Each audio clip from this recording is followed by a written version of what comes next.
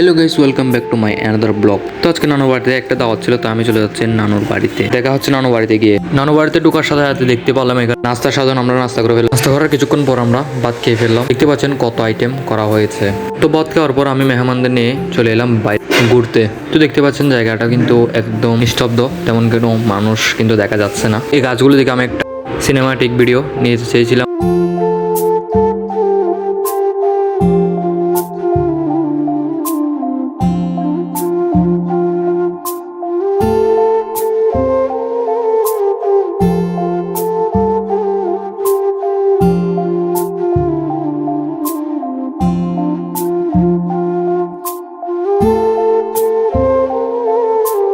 Cinematic ভিডিওটা কেমন লেগেছে অবশ্যই কমেন্ট করে জানাবেন।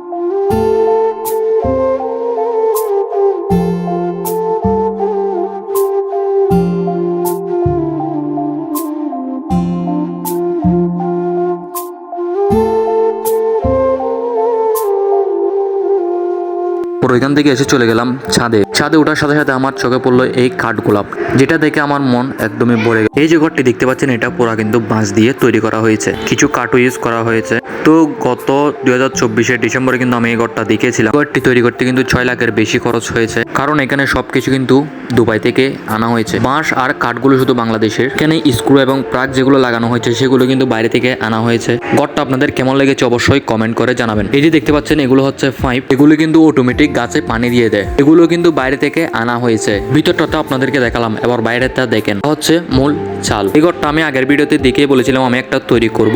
আপনাদের কথা রাখতে আমি কিন্তু একটা তৈরি করেছি। আমারটা তৈরি করতে মাত্র আমি 1000 টাকা খরচ করেছি, তাই অতটা সুন্দর হয়নি। আমারটা কেমন হয়েছে অবশ্যই কমেন্ট করে জানাবেন। আসসালামু আলাইকুম।